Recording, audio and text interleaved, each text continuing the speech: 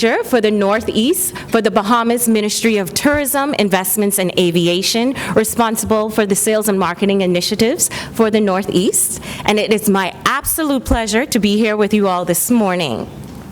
Yesterday, we had a phenomenal day of sharing about the value and benefits of investing in the Bahamas from a financial and real estate perspective and a global perspective. And today, we dive deep into the investment opportunities surrounding our blue and orange economies, both of which have grown significantly and have historically benefited not only the environment of the Bahamas, but the resilient and hard-working people of the Bahamas. We are standing today on the official protocol that has already been established for the two-day forum, and however, we would like to still recognize the Honorable Michael Halkitis, Member of Parliament and Minister of Economic Affairs, the Honorable Pia Glover, Member of Parliament, Minister of Labor and Public Services, His Excellency Wendell Jones, Ambassador of the Bahamas to the United States of America, His Excellency Chet Nemore, Ambassador and Permanent Representative of the Bahamas to the Organization of American States, Consul General Leroy Major, Mrs. Latia Duncombe, Director General of the Bahamas Ministry of Tourism, Investments, and Aviation, Mrs. Valerie Brown Alsay, Deputy Director of the Bahamas Ministry of Tourism, Investments, and Aviation, and all members of the Diplomatic and Consular Corps. Esteemed guests, special guests, ladies and gentlemen, welcome to Day 2 of the Bahamas Business Investment Forum.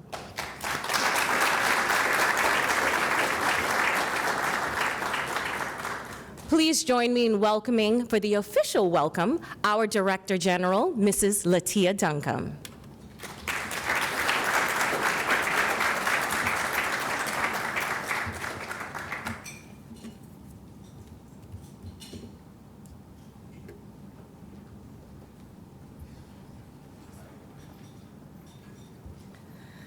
Good morning again. Oh, now let me take off my glasses for this audience. Good morning to each and every one of you. We're in the Big Apple. We're in New York City. Good morning. Good morning. Oh, that's much better. Today is a very special day, and we're going to share that energy and that excitement with each and every one of you.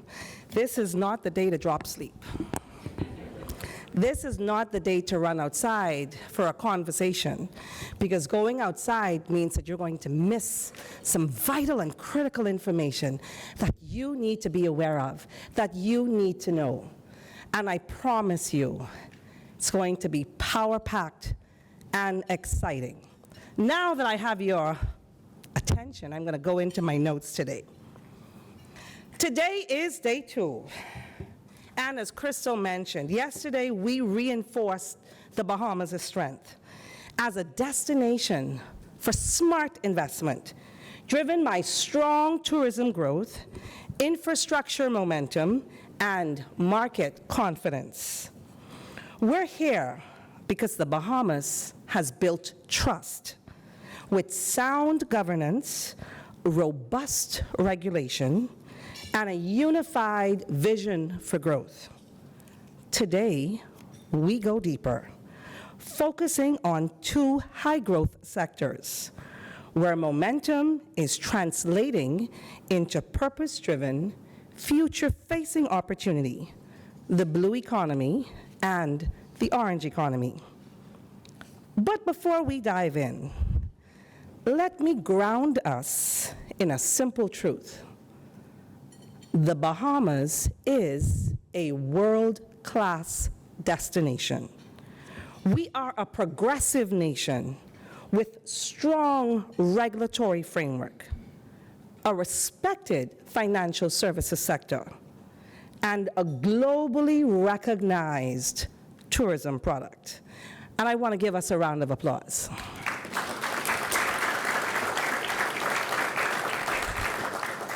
Together, these elements form a powerful foundation for sustainable development and economic diversification.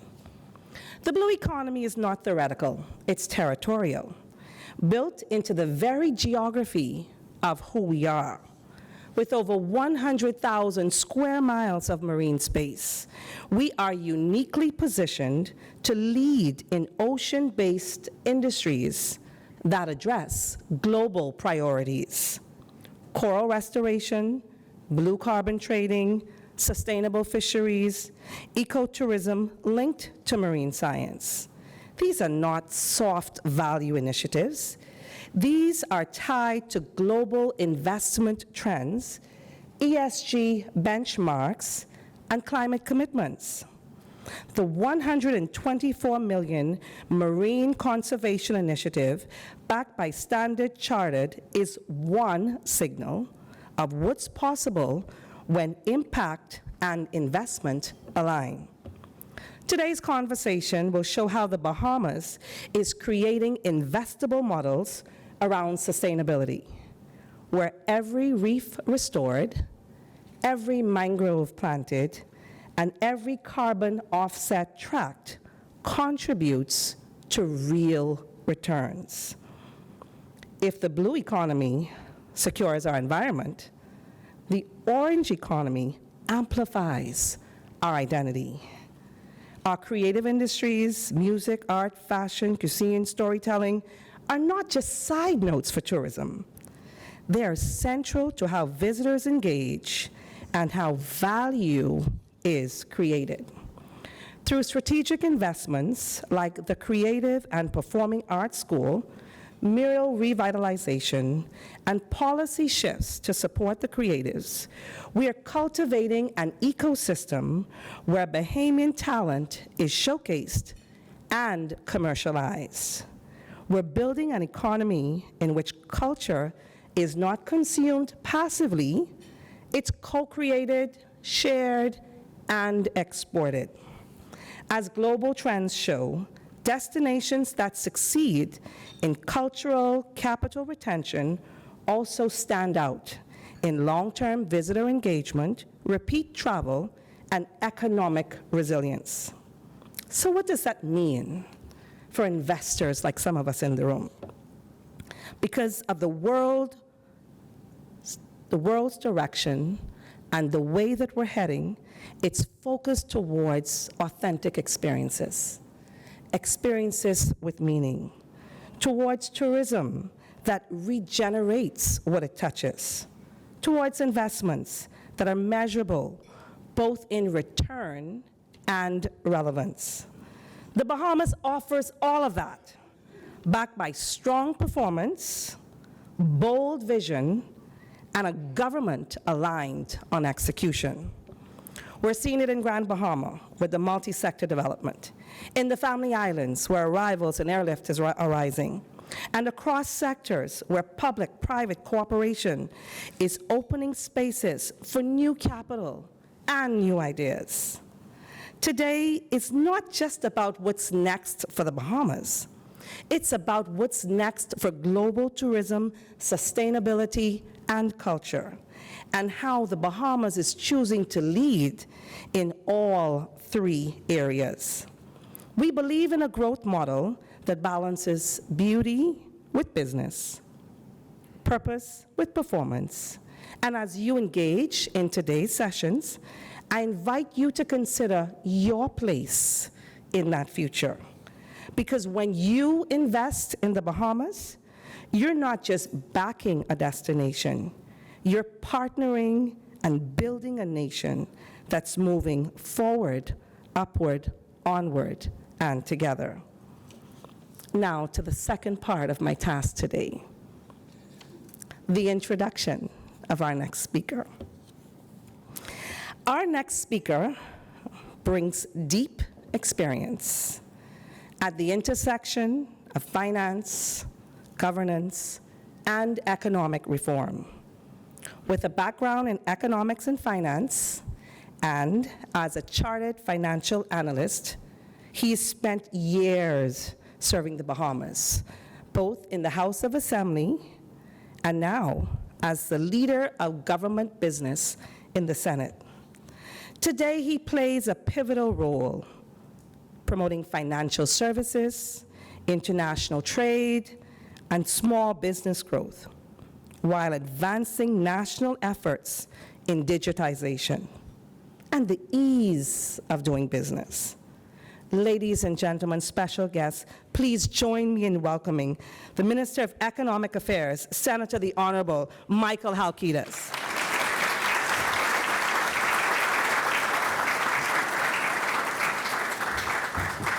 Thank you very much, Director. Thank you, ladies and gentlemen.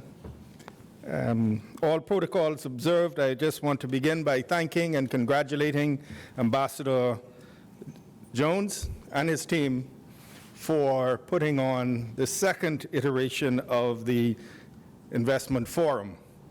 And we see the growth from last year, and we fully expect that next year there will be even more attendees. You know, whenever they put the words keynote address next to your name, it means there's a lot of pressure because you're expected to say something profound. But I want to thank you, Ambassador Jones, and ladies and gentlemen, for this opportunity to address you today on the extraordinary prospects for investment and growth within the Bahamian economy. And we have come together at a critical moment. The global economic landscape is transforming rapidly. Geopolitical shifts are reshaping our investment climate and altering the global outlook for the foreseeable future. At the same time, technological innovation is disrupting traditional markets and taking us in new directions at an unprecedented pace. Amid all the change and chaos, one thing is certain. By all indications, the Bahamas is ready for this moment. While the IMF in its April 2025 World Economic Outlook paints a picture of global uncertainty, the Bahamas stands relatively strong. Estimates for growth in the global economy were revised from 3.3% to 2.8% in 2025. The U.S. outlook has been revised down from 2.7% to 1.8%, and the Caribbean and Latin American region is now projected to grow at 2% rather than 2.5% as originally projected. But amidst these downward revisions, globally and in the region, the Bahamas has seen the estimates for growth revised upward for both 2025 and 2026.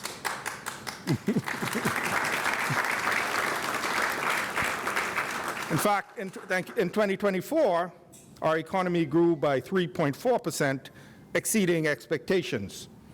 Last year, we welcomed 11.2 million visitors compared to 9.7 million visitors in the previous year. Unemployment in the Bahamas is the lowest that it has been in almost 2 decades.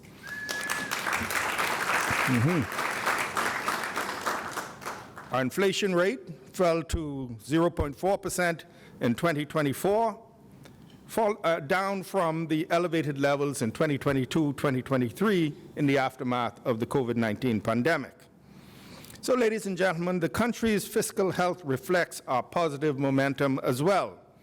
As our Prime Minister and Minister of Finance indicated in his budget communication on Wednesday, we are projected to achieve not just a balanced budget, but a budgetary surplus in 2025-2026. Our debt trajectory also reflects improved fiscal health.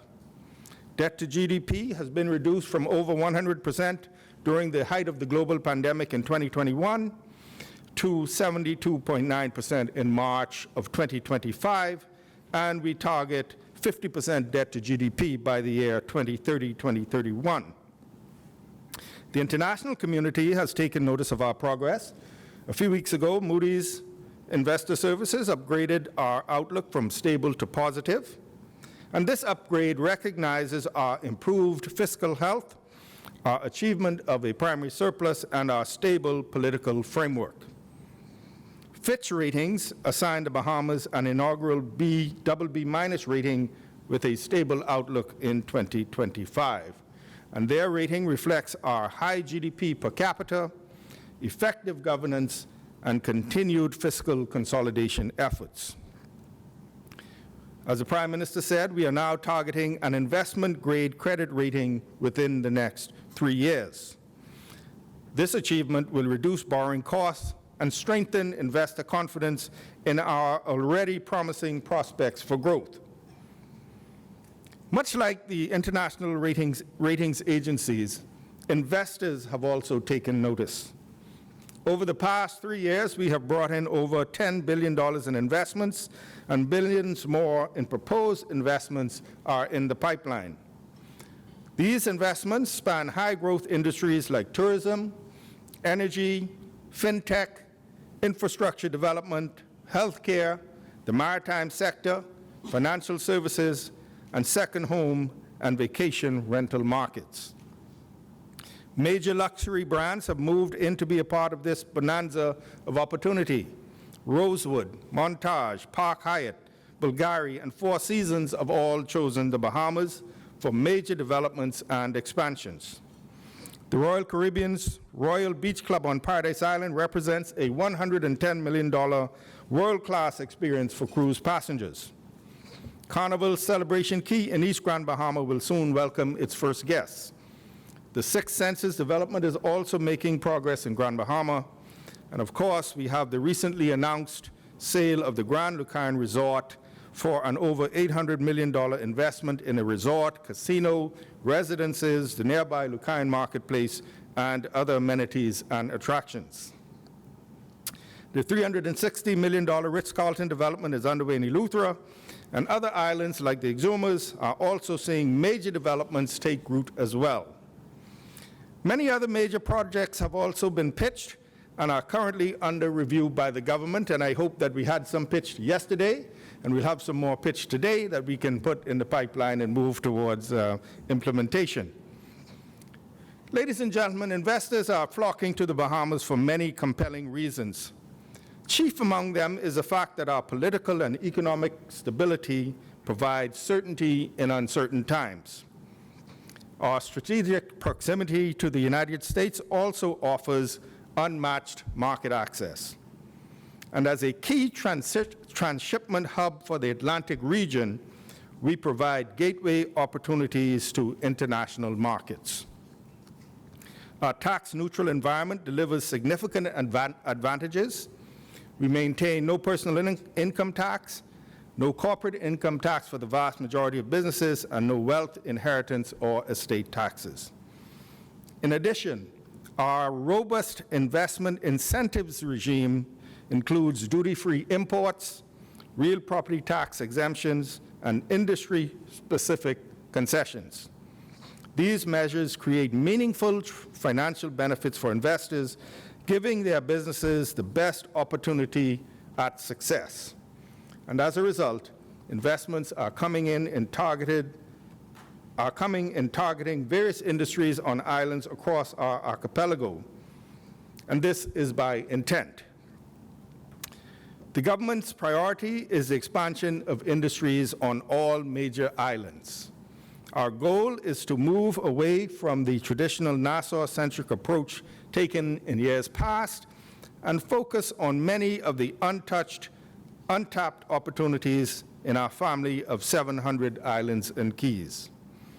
The Bahama Islands are an expansive and diverse family. Each island is different when it comes to geography, economy, demographic composition, cultures, natural resources, and investment opportunities. To prepare for anticipated growth, we are undertaking comprehensive infrastructure modernization so that investors can be assured that the necessary infrastructure is in place to support their enterprises. We are currently rolling out the largest comprehensive energy reform initiative in our nation's history, inclusive of widespread renewable energy that will take us above global renewable energy targets by 2030. We are also transitioning to cleaner, cheaper fuels, and completely modernizing our energy grid as a part of this billion-dollar investment, which is being driven by public-private partnerships.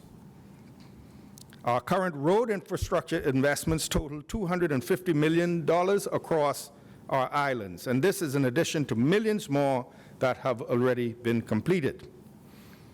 Aviation development plans include current airport upgrades and expansions in Exuma, Cat Island, and Eleuthera. This is a part of our plan to eventually expand air capacity and modernize 14 airports throughout the Family Islands. As we invest in physical infrastructure, we are also investing heavily in digitalization to improve the ease of doing business and expand access to emerging opportunities. We have arguably the best digital assets regime in the world, and we are aggressively pursuing our plan to become a fintech hub for the region.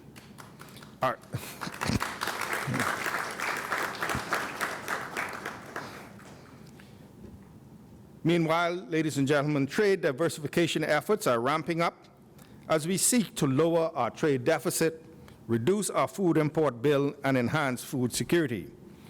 We are actively looking for partners to boost our local agricultural industry to expand food production, and we are also looking for trade partners who can assist in sourcing affordable products to lower the cost of goods. Another major priority of the current administration is environmental stewardship. Our award-winning Debt for Nature swap, as mentioned by the director, that was completed in 2024, has unlocked $124 million in funding for marine conservation without increasing our debt burden. And that transaction was awarded the best Debt for Nature swap deal by Global Capital for 2024. This is just one of the innovative steps we are taking to cultivate opportunity while preserving our environment. And as we lead the way in research and monetization of carbon sequestration happening in our waters, which, by the way, are home to the largest seagrass meadows, we also anticipate emerging opportunities in renewable energy, sustainability, climate science, environmental science, and impact investment. And all of these are potentially billion-dollar opportunities. And as we harness the power of the sun to usher in a new energy era, we are also tapping into the abundant opportunities in our waters. Our marine environment, ladies and gentlemen, is one of our greatest treasures. And in recognition of this, we are expanding maritime training while creating opportunities within the blue economy for entrepreneurs, including assistance with generating capital for businesses that harness our marine resources sustainability. There are amazing opportunities emerging in shipping.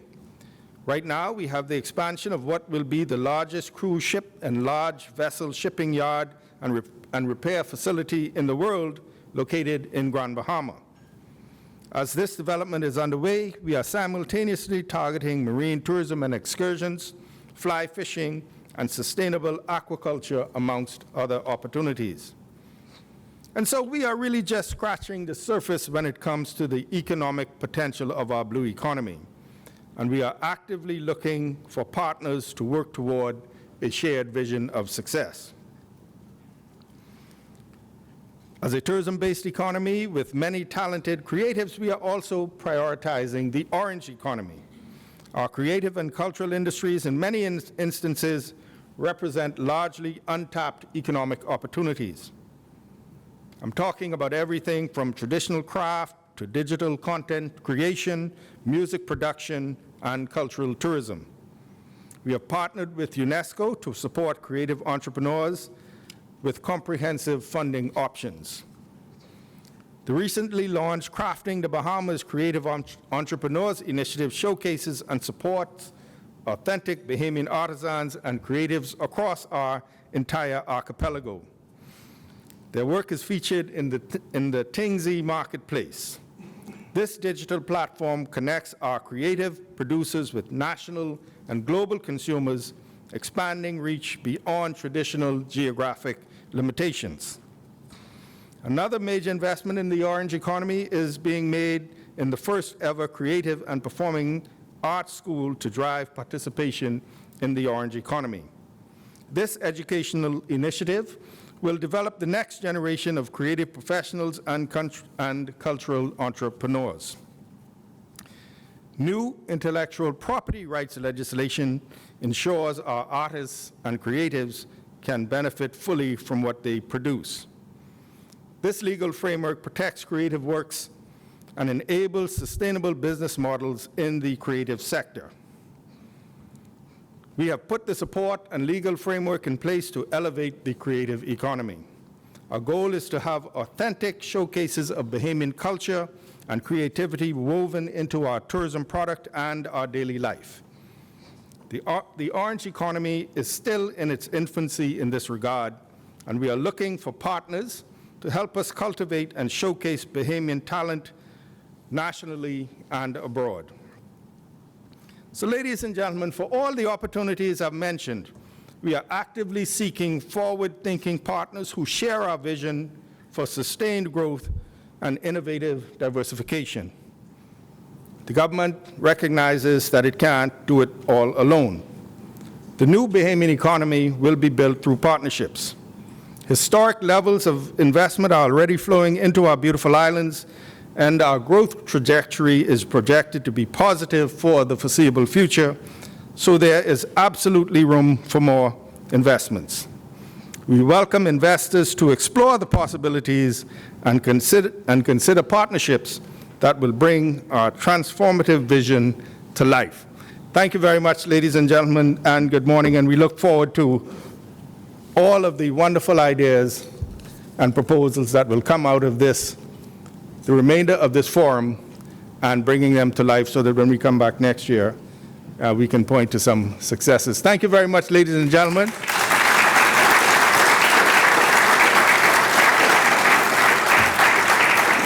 And I know we are a little bit behind the schedule, but if anybody had any questions they wanted to put to me, I'd be happy to take one or two questions. No questions? Now's the time. All right. Yes, sir. In regards to FTX, what message do you want people to, the global economy to receive and understand about what the Bahamas is with regulation? The message I would like people to receive is that even though at the very beginning there was a flurry of information and a lot of misinformation, when the dust cleared, it was recognized that the Bahamas' regulation was sound and fit for purpose, and that our regulators understood how the industry worked in their role, and that they went about addressing the issues in what turned out to be the correct way. After all the dust has settled and the initial bad PR, that the matter was addressed professionally and correctly. The legislation that regulated the industry was sound, and at the end of the day, investors were protected, which is the objective of regulation. All right? So that's the message, and we remain, and going forward, we continue to be resolute in our commitment to ensure full transparency, investor protection, et cetera. Okay? Thank you very much. Thank you very much, and good morning. Enjoy the rest of the conference.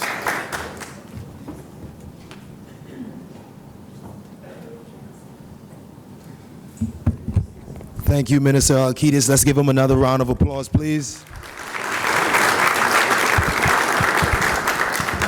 Good morning, everyone. I'm Dupree Smith, General Manager with the Bahamas Ministry of Tourism, Investments, and Aviation, and it's my privilege to welcome you to Day 2 of the Bahamas Business and Investment Forum here in NYC.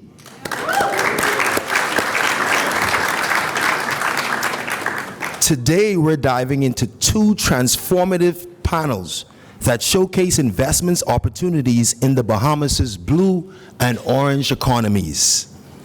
Let's meet our moderator and panelist. Moderating today's first panel is Ian Ferguson, CEO of the Tourism Development Corporation. Let's give him a round of applause.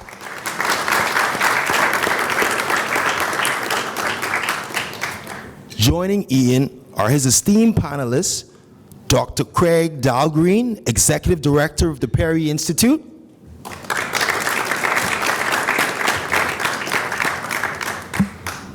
Sep Habiko from the Environmental Defense Fund. Let's give him a round of applause. Adi Miopatra, VP of Global Social Impact and Sustainability at the Expedia Group. Let's give her a round of applause. Jason Dodier from the Manhattan Chamber of Commerce. Let's give him a round of applause. And Grain Ecosystems. And last but not least, Anne Marie Carroll, Project Manager at the Blue Action Lab.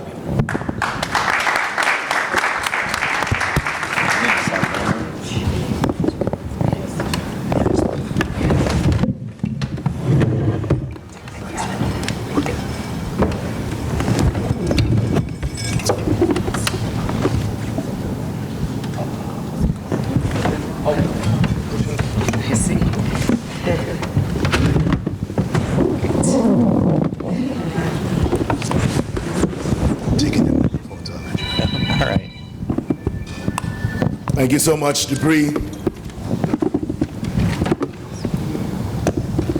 And I'm going to also stand on the established protocol just again to thank Ambassador Jones and his entire team for this wonderful second forum today. This is a very exciting time for all of us here today. Of course, we welcome you to the Reefs and Resilience panel, Investing in Bahamian Ocean Ecosystems. Of course, I'm Ian Ferguson, as Dupree would have indicated, CEO of the Tourism Development Corporation. And I'd like to begin by having each of our panelists, very quickly if you could, 20-second elevated speech style, just to tell us who you are and, of course, the organizations that you represent. And certainly we can begin all the way at the very end of the... Oh, thank you so much. Please. Great to be here. Jason Dodier, as mentioned, I've dedicated my career the last 20 years to being very focused on circular economy. I spent many years living in Africa, Middle East, Europe, based here in New York City from Rhode Island, but dedicated to biochar, microgrids, and obviously working on circular economy and sustainability solutions here in Manhattan. So thank you so much for the time, and looking forward to what's going to be a very dynamic panel discussion. Thank you and welcome. Good morning, everyone. My name is Anne Marie Carroll. I'm the program manager at Blue Action Lab, and we're an environmental company in Grand Bahama that is dedicated to building the Bahamian blue economy. So we're bringing new innovative technologies into the Bahamas to educate and to grow our blue economy and benefit our country. Okay. Welcome, Anne Marie. Hi, everyone. Good morning. My name is Aditi Mohapatra. I'm the Vice President for Social Impact and Sustainability at Expedia Group. For those of you that are not familiar with Expedia Group, it is a large travel tech company made up of several different consumer brands, Expedia, Hotels.com, Vrbo, and then we have a large and growing B2B business that powers other parts of the travel industry as well. So excited to be able to be here today. Thank you. Welcome. Thank you. Good morning, everyone. My name is Sep Hakabo. I'm with the Environmental Defense Fund. We are one of the world's largest environmental NGOs working on the world's largest environmental problems. Today, I'll be talking a lot about the fly fishing industry in the Bahamas and how that contributes to economic growth, but also a strong conservation ethos, and also be talking about some of our work on mangrove ecosystems, one of the superheroes of the Bahamas, but maybe I could call it a strategic asset today with this group, and look forward to this panel. Ian. Great, thank you. And thank you. Good morning, everybody. I'm Craig Dahlgren. I'm the Executive Director of the Perry Institute for Marine Science. I'm a marine biologist by trade. I've been working in the Bahamas for over 30 years now. Spent a good chunk of it living in the Exumas. And right now, I'm based in the States, but I have a team of about 20 people, all but about 3 are Bahamian, working throughout the islands on various issues related to coral reefs, mangrove ecosystems, fisheries, and things like that. Awesome, thank you. One last time, please, can we just welcome our panelists to this special event? So I'm really excited to showcase the Bahamas' blue economy, particularly since so many MSMEs rely heavily on these environmental treasures that we have in our beautiful country. From our $500 million bone fishing industry to protected treasures like the Exuma Land and Sea Park. Today we're going to explore how marine restoration, sustainable tourism, and innovative financing can attract global investments while safeguarding our oceans. Just before we begin though, I'd like to very quickly indulge each of you for just a moment. I believe I'm safe in assuming that most persons in the room have either visited or lived in the Bahamas.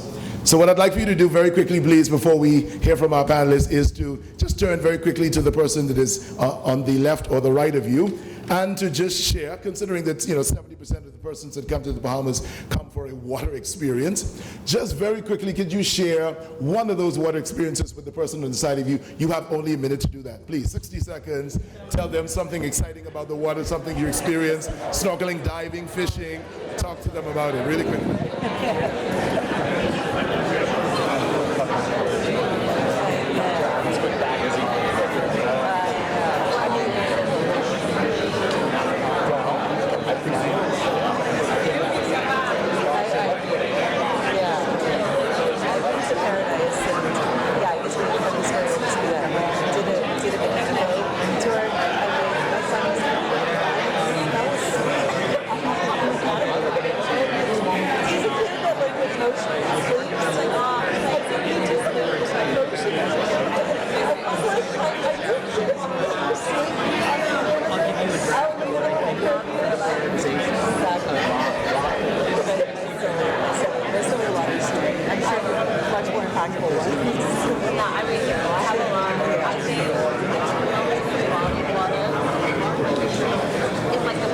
All right, your 60 seconds is officially up.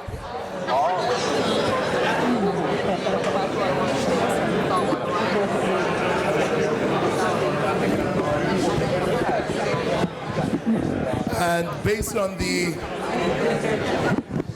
charge in the room, it appears as if some persons have had a wonderful experience enjoying the waters of the Bahamas. Yeah, 54 shades of blue. I believe many of you have, or in full agreement that we have an amazing treasure in our waters. So we're going to begin our panel then, and we're going to start right here with Craig. Craig, the Perry Institute has been involved in and led a number of blue economy projects. So tell us, how do initiatives like mangrove restoration, the Blue Action Conch hatchery, and re-emerging markets like sponging, how are they positioning the Bahamas as a hub for regenerative tourism, and what opportunities do they create for investors? Yeah, first of all, I'd like to say that the marine environment of the Bahamas is truly a special place. And I came here directly from Exuma Keys Land and Sea Park yesterday, and it really just reminded me of just the amazing clarity of the water that you don't see anywhere else, and that's drawing people to the Bahamas. But what we're also seeing is just the amazing diversity and abundance and vibrance of marine life that's in the Bahamas that you don't see other places. So what we've been doing as scientists is studying that and trying to protect it. And more as people come to the Bahamas, we're seeing some challenges with that. As things get used more, it shows more wear and tear on the environment. And we're at a point now, though, where a lot of that is being reversed through different forms of investment in the blue economy. We're seeing things like what we're doing with coral reefs, partnering with over 80% of the dive operators in the Bahamas to get them involved in restoring their reefs that they're diving on every day with tourists, and getting the tourists to pay for an experience of a lifetime to come to the Bahamas and actually participate in helping reefs regrow, which is a really unique opportunity, and getting to be more and more important with global threats that coral reefs are facing. We're also seeing things like some of the big resorts in the Bahamas, Atlantis Resort. Next week, we'll be, or in 2 weeks from today, we'll be opening the first coral gene bank of the Bahamas, which is a partnership between Perry Institute, where I work, the government, Atlantis, and University of the Bahamas, where we're bringing corals in, rescuing them from a disease that's spreading throughout the Caribbean, where we can grow them in a biosecure facility, study them, and propagate reefs with the offspring of those corals. That's entirely being funded by Atlantis, by Disney, and other corporate investors. So we're seeing a lot of the people that are using the resources giving back to it. And the same thing in the mangrove space as well. We're involved after Hurricane Dorian devastated mangroves of Abaco and Grand Bahama, killing or nearly killing over 10,000 hectares of mangrove forest that's vital for fisheries, vital for the community, for protection against future storms, and important for climate change in terms of the carbon that mangroves sequester. We're involved with the Bahamas Mangrove Alliance in restoring those areas and replanting 1 million mangroves.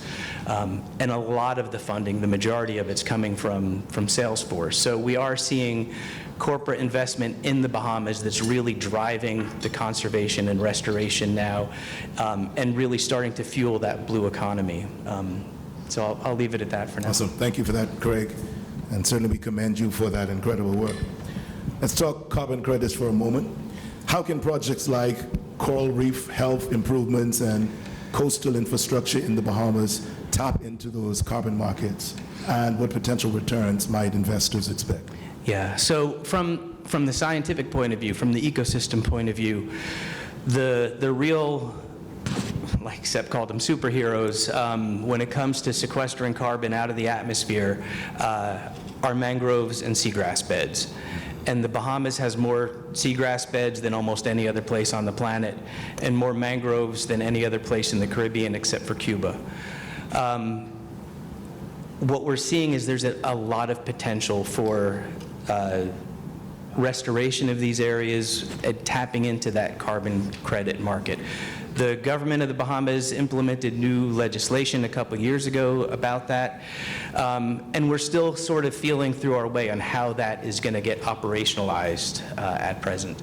A lot of the work right now is focused on seagrass beds, and seagrass beds are definitely very important.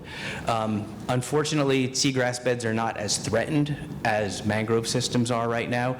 So in terms of the carbon credit market, there may not be as much additionality there for investment in the carbon credit or carbon offset market around those.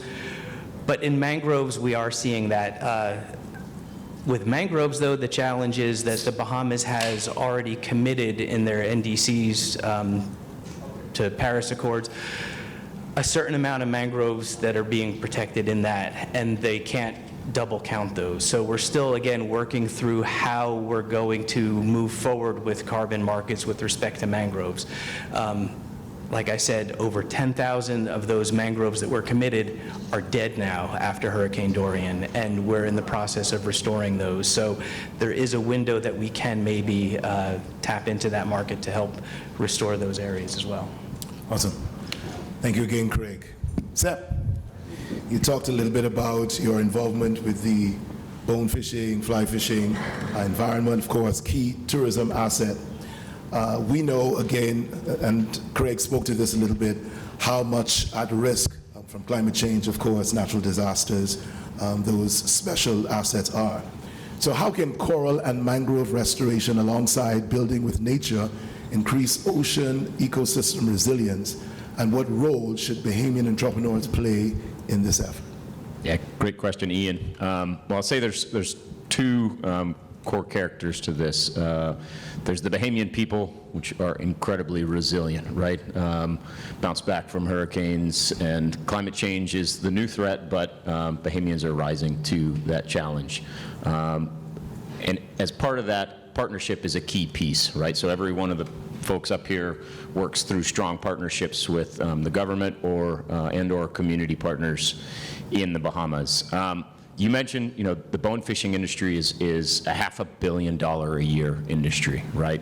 There's a study that shows that bonefish each bonefish over the course of its life contributes about $75,000 to the Bahamian economy. You see schools of thousands of bonefish adding up to millions around the country.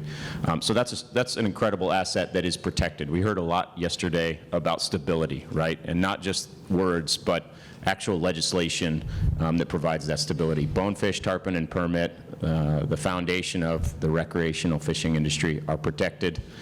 In the flats fishing legislation, the Bahamian government also set up a national training program for Bahamian fishing guides, which is the first of its kind in the world. That's through the Bahamas Agriculture and Marine Science Institute, and the government and the Ministry of Tourism continues to invest in that program. So there's a lot of opportunity to grow there. And I would say to investors, not just to the entrepreneurs in that space in the Bahamas, but to investors, there's room to grow, and partnership is, again, that key theme.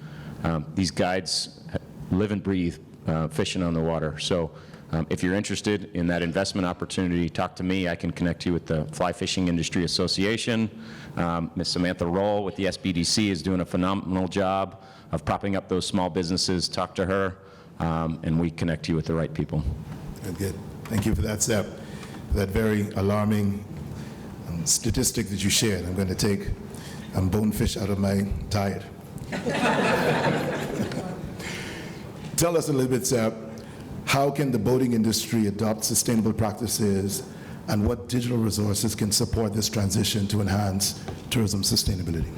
Yeah, so we've been working on a project with the University of the Bahamas, as well as the fly fishing industry, on exploring the feasibility of electric boats in the Bahamas, specifically in the guiding sector, the ferry sector, and the commercial fishing sector. Now, when we talk about electric boats, it feels a little bit like you're talking about flying cars, right?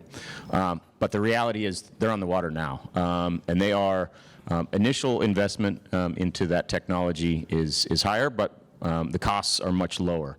And so as the Bahamas looks to transition, and is currently transitioning, especially with partners like the Rocky Mountain Institute, transitioning to renewable energy, I want everybody to picture a future where a commercial fisherman or a fishing guide, almost every Bahamian I know has a family member that's a commercial fisherman or fished at some point in their life, right? Imagine they wake up in the morning, their motor has been charging overnight, from a battery that collected solar energy.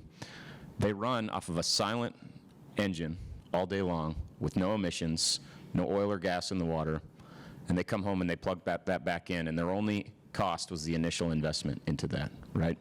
This is an economy that's projected to grow massively around the world, and I think the Bahamas is a premier place for that to grow as a key testing ground. Thank you again, Seb, again for the incredible work that you do. We're grateful. Aditi, awesome. All right, so you are with Expedia Group, awesome.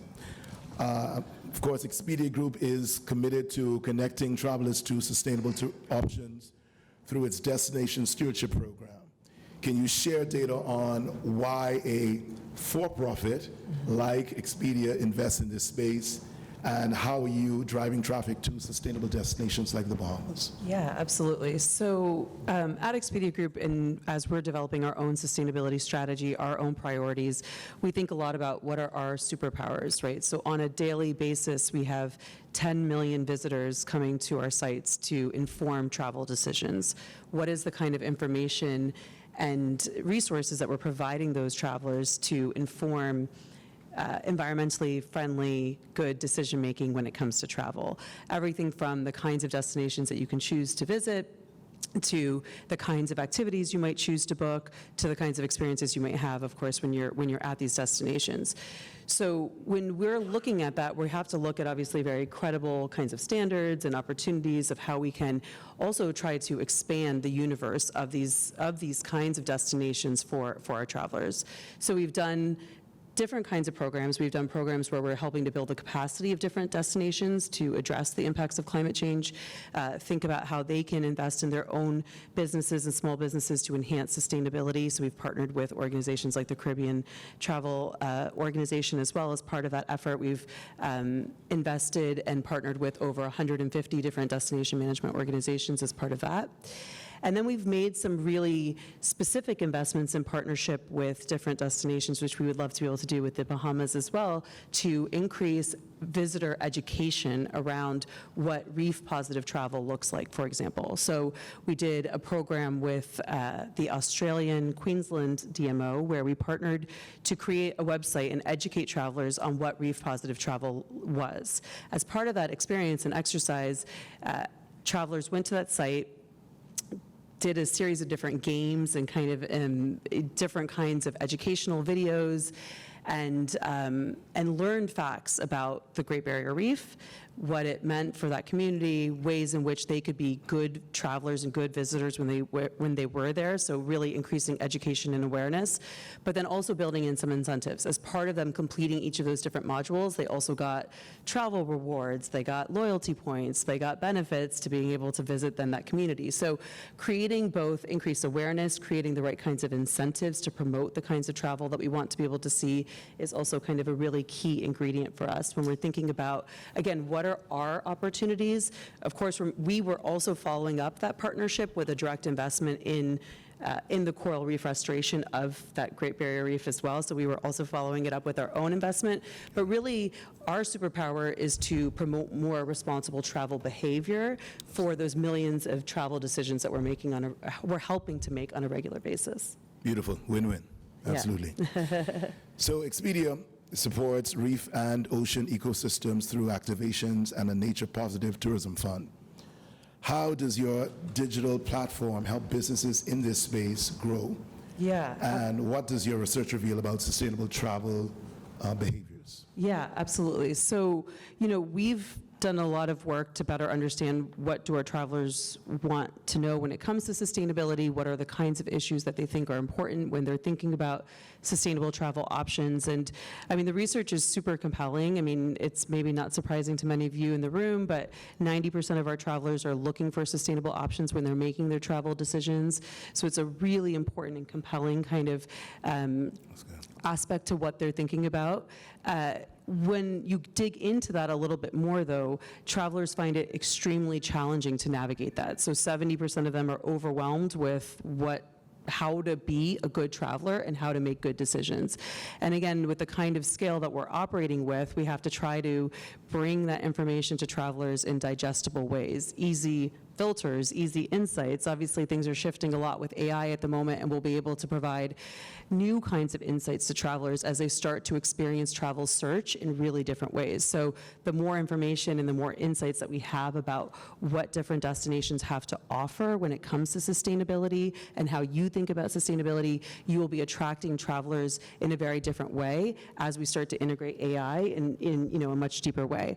When it comes to Nature Positive Tourism Fund, that's a partnership that we have with the Wildlife Conservation Society, where we are offering low-interest loans, below-market loans to travel and tourism businesses in highly ecologically sensitive parts of the world to build their businesses and grow their potential. We think that there's obviously a deep connection between tourism truly serving as a force for good and being able to develop different economies while also serving as a force for conservation. And that's just this beautiful connection, really deeply connected to our business model and our business value chain as well. So we see opportunities to be able to link those kinds of partnerships also with the Bahamas and find opportunities for that co-investment there as well. Awesome, thank you. Anne-Marie, the Blue Action Labs, they have driven impactful projects like Coral Vida, of course the Conch Hatchery Program more recently. How do these initiatives create value for communities and investors?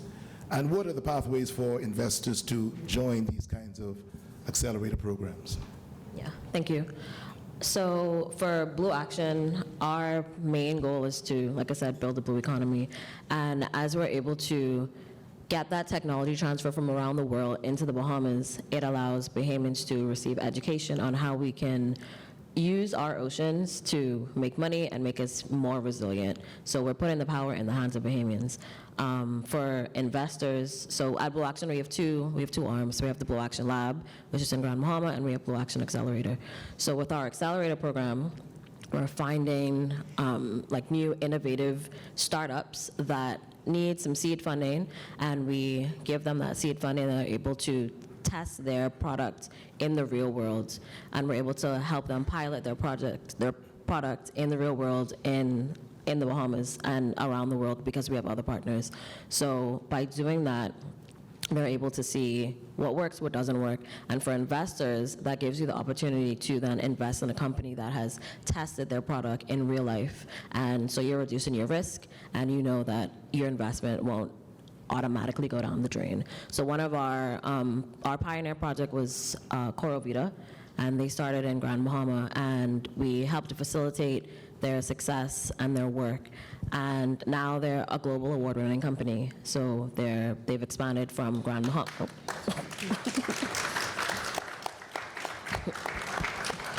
Thank you.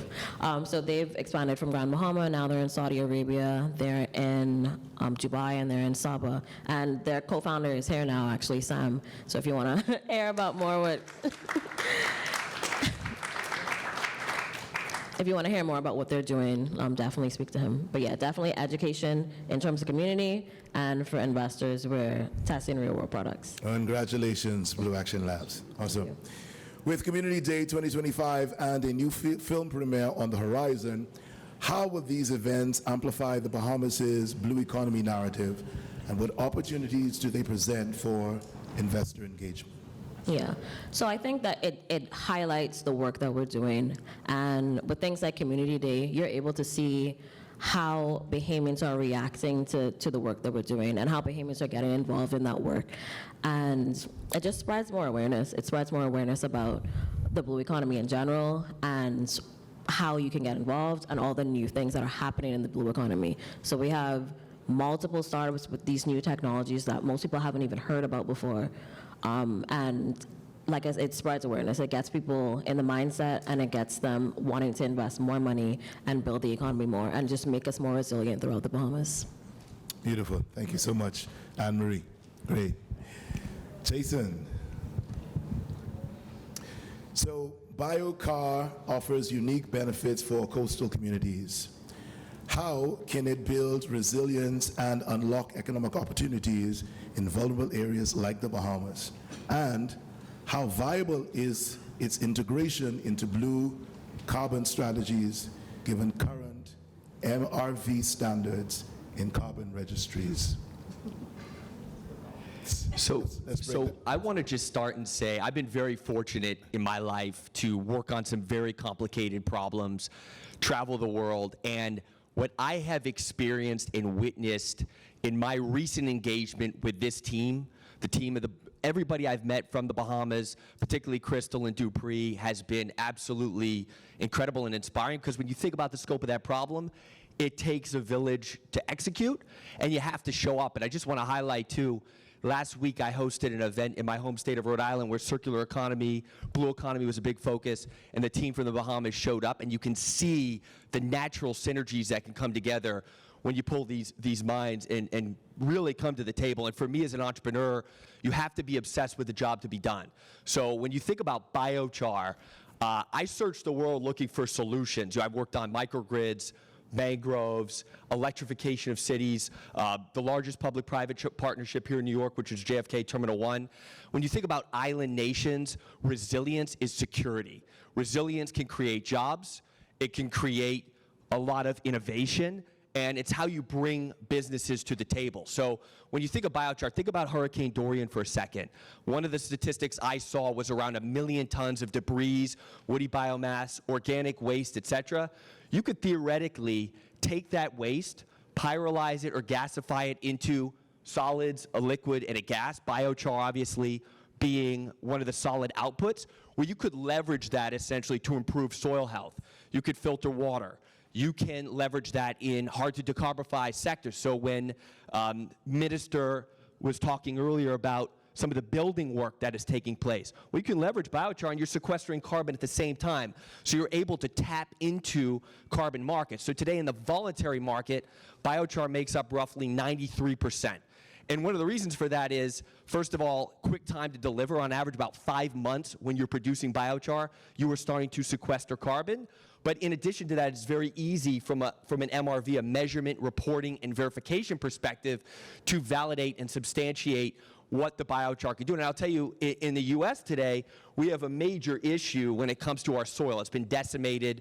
We use a lot of harmful chemicals and fertilizers. So biochar is a way that you can reduce the input costs and improve things, particularly yields of output. So for me, when I think about the Bahamas and these opportunities, how do we take the woody biomass? We talked a little bit yesterday at the happy hour about casuarina trees and invasive species.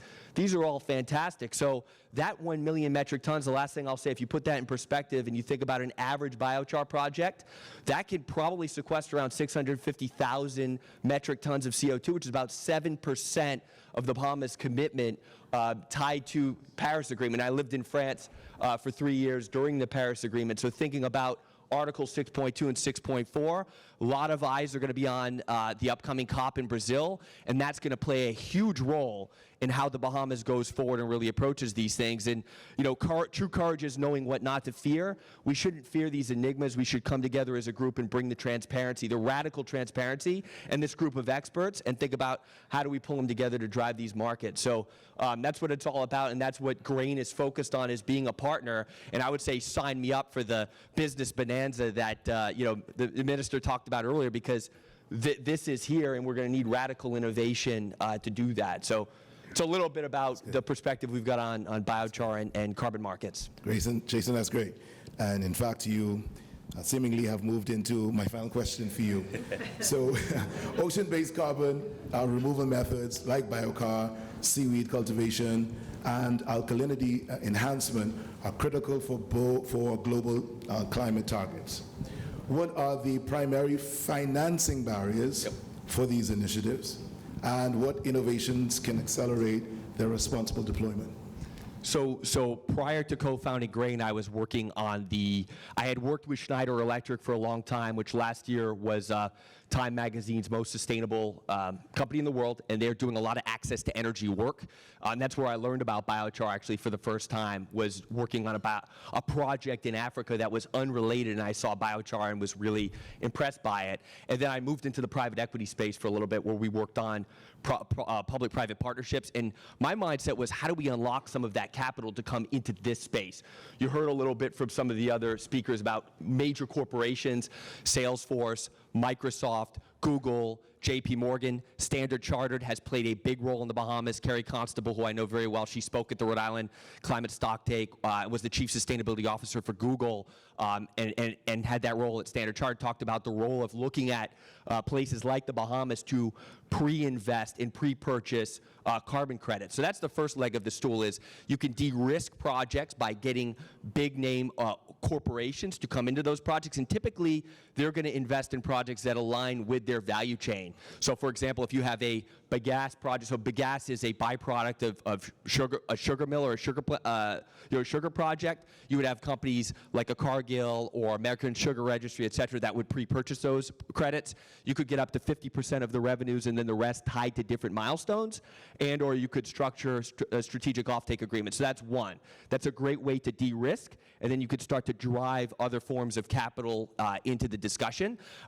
Today, what we're seeing is a mix of pre-purchase or offtake agreements. We see a lot of equity, growth capital, investment banks coming to the table to create SPVs and structures to build speed and scale. We've seen a lot more when it comes to looking at growth capital and venture. A lot of it also will come down to cost of capital. So how much do you want to give up for that project? So we've spent a lot of time at Grain trying to remove the hurdles tied to cost of capital and help people make reversible decisions quick and irreversible decisions deliberate when it comes to looking at projects and how they want to go to the capital stack. And then the other piece is really on the structured credit side, debt for nature swaps, blue bonds. I believe the Bahamas has done a fantastic job with putting and implementing those programs. And I think even, I think it was Standard Chartered that had a $70 million credit forgiveness on one of the projects in the Bahamas. So bringing the capital stack together, but it's how you position the project. And again, that's one of the reasons Grain exists, is to kind of help people, because a lot of times you get one shot at pitching a project opportunity. So you want to make sure you can defend that economic opportunity, whether it's the carbon credit part of the story and or the other revenue streams. Because the last thing I'll say with a biochar project, you could have 4 revenue streams. You could have the physical biochar, you could have the wood vinegar, which is a natural pesticide, you could have bio-oil, certainly you could have power purchase agreements or virtual power purchase agreements to sell back into the grid, or even have your own mini microgrid on site, and then you have the carbon credits and other tax credits. So it's really turning this waste stream into many different economic streams of revenue that improve the lives of the communities those projects operate in. Awesome. Thank you, Jason. Thank you so much. And Jason, you've been pretty huge on, and yes, round of applause, absolutely.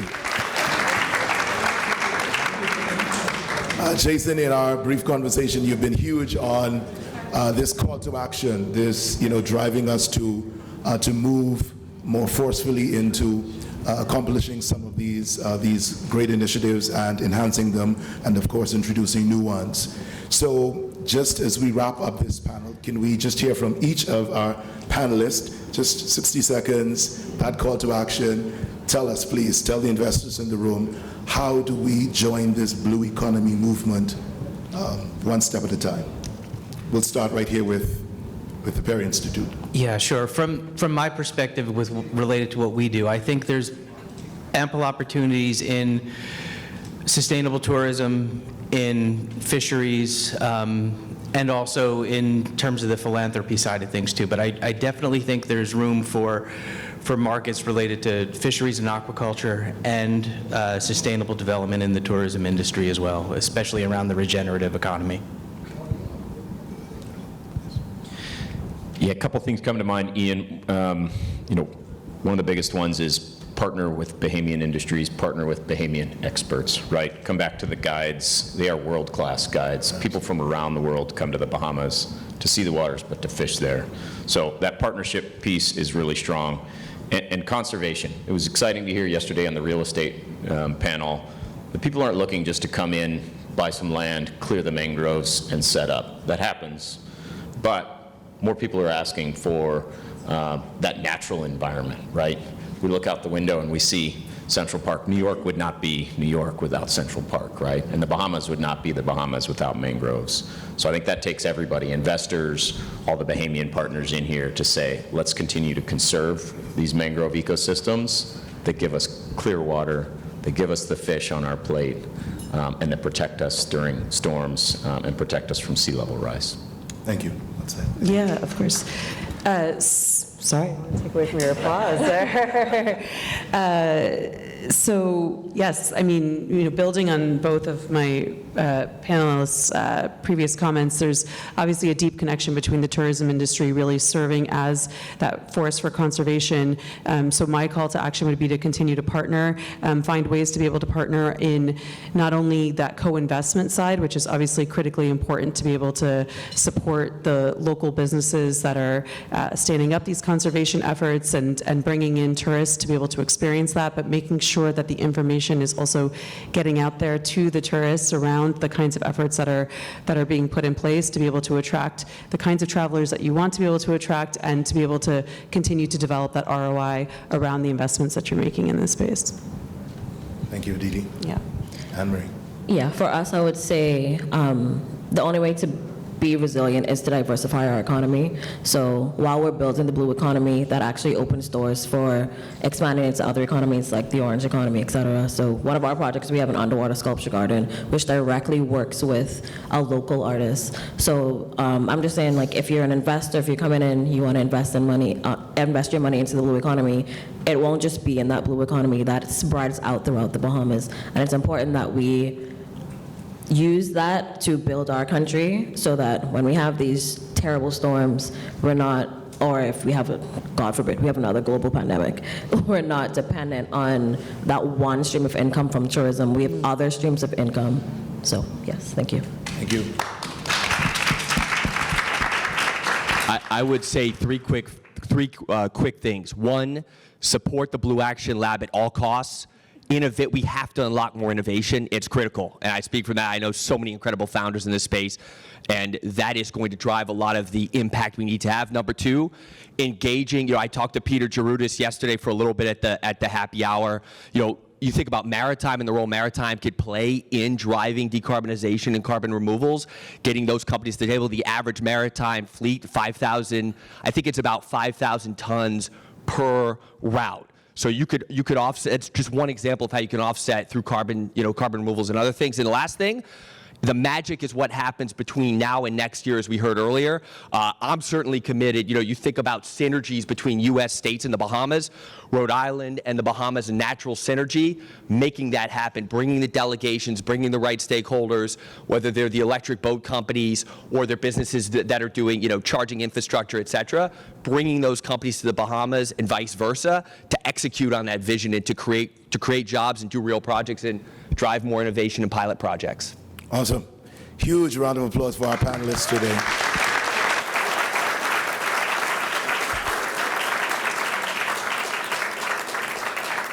Well, did a fine job, incredible job, in fact, in helping us navigate that sometimes treacherous waters of balancing profitability with sustainability. Great job, panelists. As we close, we're going to ask you all to just focus on one of the screens. There is a video presentation from the Blue Action Lab that we're going to just enjoy, and then we will be done.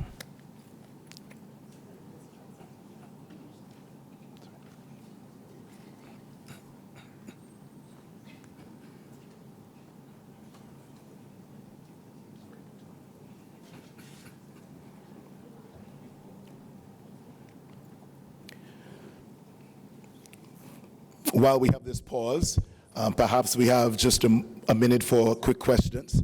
So if there are some questions. Okay, it's coming up.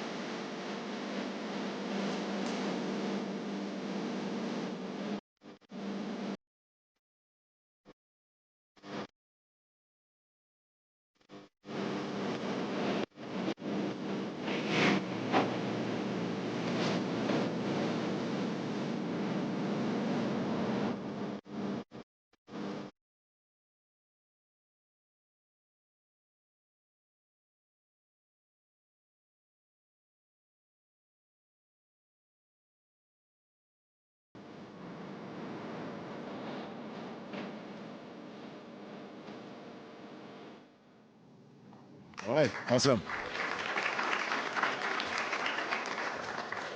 Questions for our panelists? This is the SEP. I'm chairman of the Bahamian American Association. One time we had a presentation. I'm chairman of the Bahamian American Association. One time we had a presentation about fly fishing in the fly fishing industry. And it seems to me, and it's good to know that there's more efforts to get local Bahamians into that. But I've heard that right now it seems to be, the guide seems to be dominated by, like Americans and Bahamians or just in the process of getting into that. It was nice to hear what you were saying, the concept of getting more Bahamians into the fly fishing industry, because both my parents are from Bahamas, and when they talked about fishing, it was line and sinker. It wasn't anything about fly. Could you expound on that? What they're doing to get the local Bahamians into the fly fishing industry? Thank you. Is it? Good? Is it not tapping? How about this? Do you need this one again? How about that? All right, there we go. Yeah, great question. So in the 2017 flats fishing legislation, it said you had to be Bahamian to be a guide. It also said that that bonefish, tarpon, and permit, those key species were protected, and it also set up this training program, right? So there are a lot of really experienced guides. I actually have right here in my pocket, this is called Crazy Charlie fly, and this was developed in the 1950s by Charlie Smith on Andros. This is used around the world, okay? We talked a lot about yesterday, what can we export from the Bahamas? This is one of the first technologies to be exported from the Bahamas in terms of both bone fishing and fly fishing. And the world now learns a lot from the Bahamas in terms of fly fishing. What can those guides do? They can partner now with, through the SBDC, for low interest loans, and in some cases grants, to prop up their business, and in some cases partner with investors that are interested in building a lodge, right? So there's international lodges, but at the heart of every single fly fishing adventure is a phenomenal guide. You hear the names like Barack Obama, the late Jimmy Carter, the late Martin Luther King Jr., Liam Neeson, Shaquille O'Neal, all these people come to the Bahamas to fish, right? And so they are coming back to individual guides. They are coming back to these waters. That's stability. Can we continue to invest in those Bahamian communities and those Bahamian entrepreneurs to prop up that Bahamian industry? And there's a lot being done right now.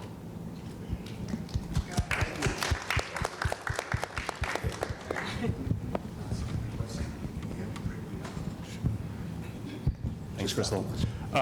Sam Teicher from Coral Vita. Thank you all, Blue Action Lab, PIMS, partners of ours, and the Ministry of Tourism and members of the government as well. Quickly want to just give a real-life plug for the value of nature in the Bahamas, and then question for whoever maybe wants to field on the panel. I'm obviously in the coral game, but we support mangrove restoration work. Just to sort of point out, I was there during Hurricane Dorian. There is a settlement in East Grand Bahama called Sweetings Key where every person survived when they got the eye of the storm, 20-foot sea surge. We were doing rescue work there, and as person after person, we're like, how are you still here? And people pointed to the mangrove forests surrounding that island that gave them enough time to get to higher ground, gave them enough time to get to the neighbor's house. And sadly, down the way in McLeanstown, same type of community, same types of homes, and over the years they cut down a lot of their mangroves, and a lot of people died there. So in addition to the tourism benefits and the carbon benefits and the fisheries and bonefish benefits the mangroves plays, they literally save people's lives, as do coral reefs. And so the three biggest industries, I believe, in the Bahamas are finance, tourism, and fishing. You take out coral reefs, you take out mangroves. That's just how important, from an economic, from an investment perspective, in addition to just being magical and wonderful. So just really want to reiterate to people just how much we all rely on nature. And for the Bahamas, they actually are ancient coral atolls, so the Bahamas wouldn't even exist if it wasn't for coral reefs. So that's my nature plug. I was curious, the minister shouted out the debt for nature swap, and there's a lot of really interesting conservation financing mechanisms that exist or are emerging. So if there's anyone that wants to take this, I'm curious, how can investors, the government, maybe look towards things like biodiversity credits, coral restoration insurance policies, these new things that are looking just how valuable nature is, that can then mobilize capital to pay to protect and restore the ecosystems that take care of all of us. I'll take this.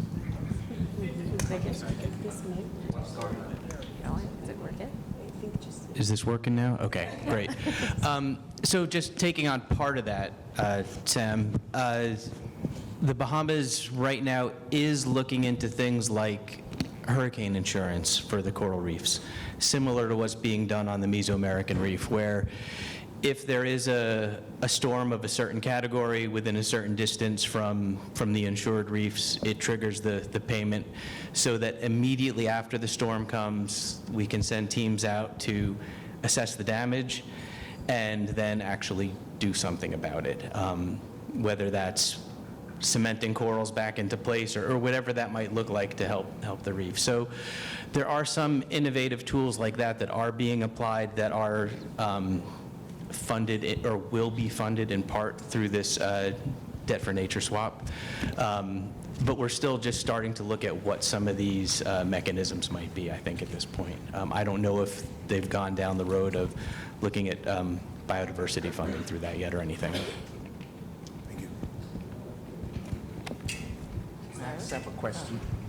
I'm from the Bahamas, by the way, Andros in particular, and I heard you mentioning about the fly fishing industry. The guides are one thing, but I wanted to know, what are you doing to partner with, for example, we do have the Bahamas Fly Fishing Association. How do you connect investors to Bahamians? Fishing is one thing, the lodges are another thing.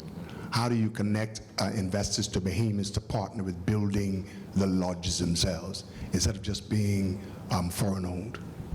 Yes, sir. Great question. Well, I think one of the key points is going to be working with SBDC, right? Working with the Tourism Development Corporation to form those partnerships, right? Again, having those Bahamian experts that know everything about fly fishing in and out, but then providing that capital from investors. So I would say you can certainly talk to me, any interested investors, and I can connect you with the executive director at the Bahamas Fly Fishing Industry Association. Again, Samantha Roll is a great example of somebody that can also help guide those conversations. And that, again, that community partnership is going to be the biggest piece of that. Thank you. Final question, I think. Yeah, we have to take the final question. Thank you so much, Crystal. And first of all, thank you, Ambassador Wendell Jones, for having this wonderful forum. I have the blessing of being the granddaughter of all respective four parents and grandparents being from the Bahamas, throughout the islands of Exuma, and particularly of note when you mentioned the bone fishing, the fly fishing, but I go back with the regatta. I wanted to know, as a professional here, based in New York, and my children, all respective professionals, attorneys, etc., I wanted to know how you can form partnerships with not only the Bahamians that are in the respective islands, or family islands and what have you, but also the Bahamian Americans here, who not only want to advance the commerce and economy and culture here, there, and vice versa, a real true partnership. I would start by saying, as I said at the beginning, action-oriented. Jessica Walker's here as well, leads the Manhattan Chamber. Let's put an event on together. You know, we are really trying to double down on bringing different communities that are focused on sustainability. We had one of our first major events this September that brought together leaders from the local community and outside that talked about sharing ideas around technology and application. So let's sidebar and set something up. I'm also based here in the city, even though running around, so we'll make it happen. Beautiful. Absolutely. And Craig, Aditi, Seth, and Jason, thank you so much.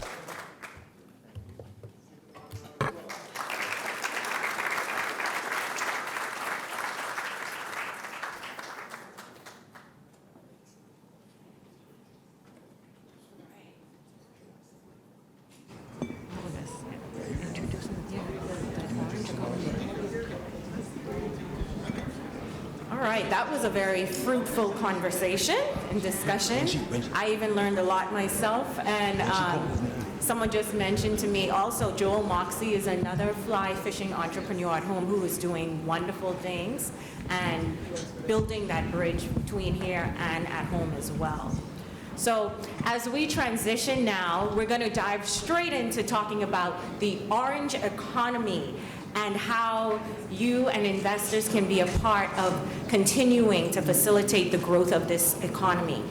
We have moderating this panel, Clarence Roll, who is the director for the Film Commission at the Bahamas Ministry of Tourism, and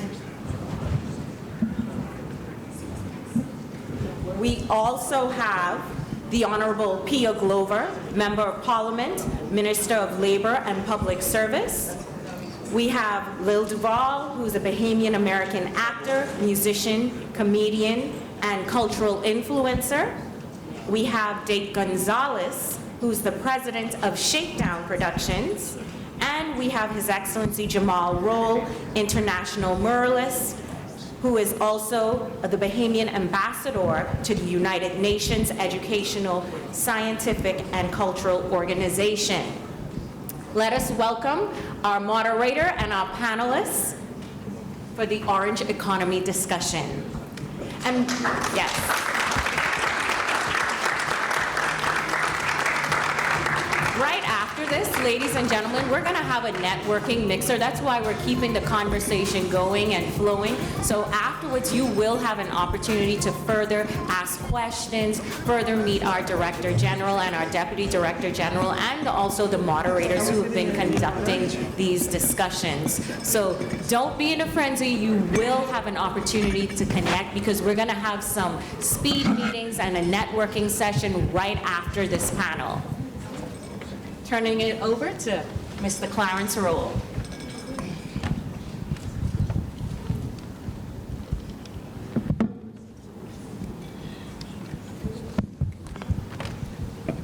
Good morning. Good morning. We're talking about culture. It's what we do. It's how we live. It's who we are. And some of us, the ones who are called creatives, get to package that culture and tell our stories. Tell about the ways we live in awesome ways using media. And that comes in various kinds. We get to shine a light on what we have to offer the world. Well, today we have a distinguished panel that you heard about who are going to talk about how we shine that light and how we point people to what the Bahamian culture is and what it has to offer in various ways, including entertainment. And they're going to tell us all about ways in which we can be a part of telling those stories, those glorious stories where people see the Bahamas in all its beauties. So let's get started. You've already heard who the panelists are, but you only heard a taste of it.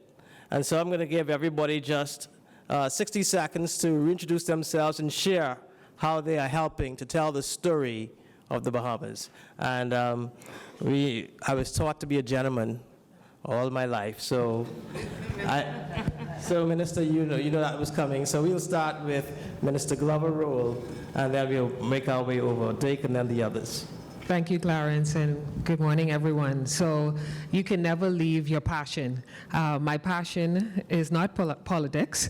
I do enjoy policy making, and it's a great privilege to be able to affect my passion from my place, which is policy making. And I promised when I came into political life that I would not forget from whence I came. And I came from the orange economy.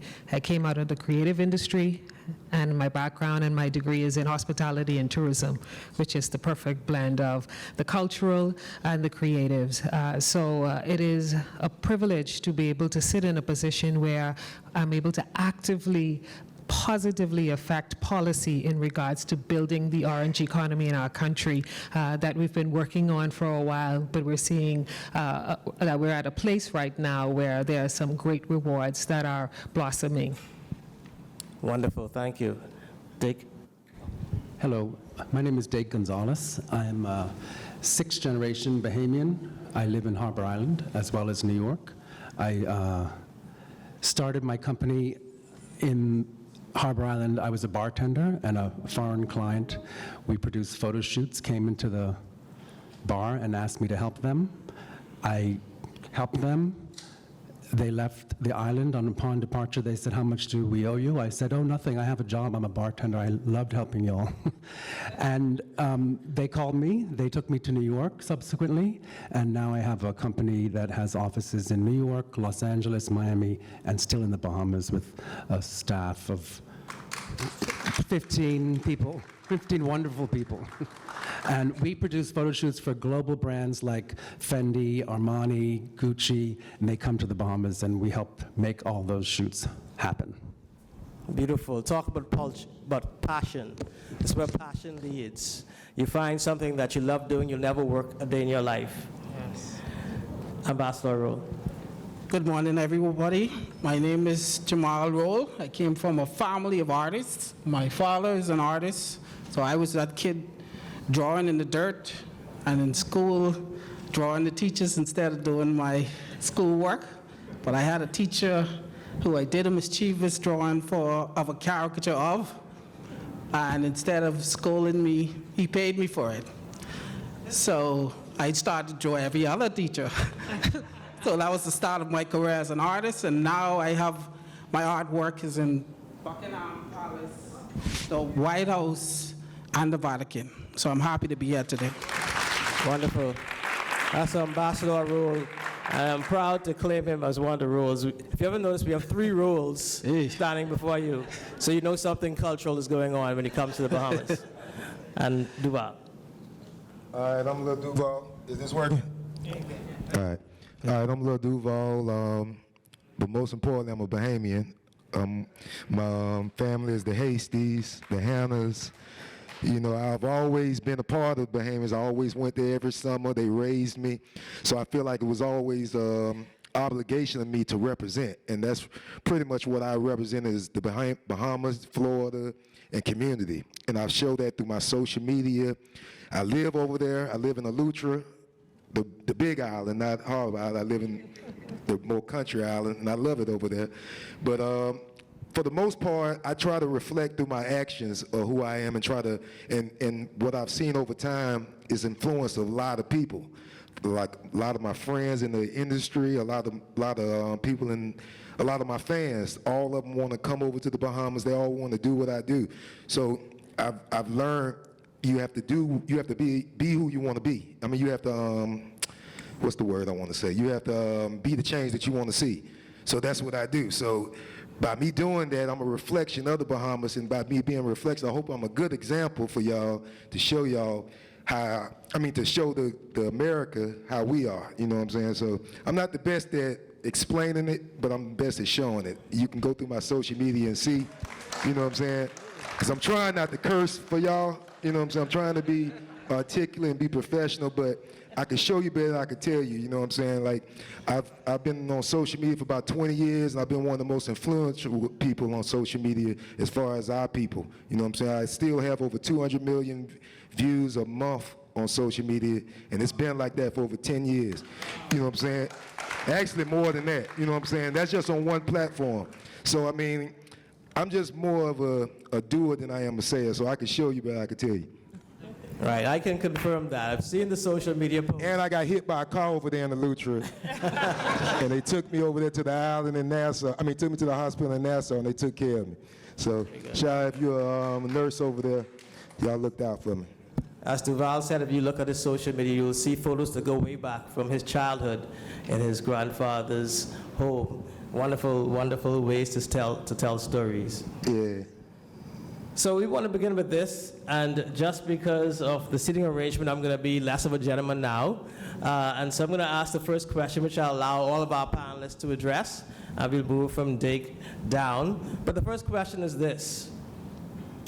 How do you see the overall landscape of the orange economy in the Bahamas as a production services provider, as a policy maker, as an artist, a musician?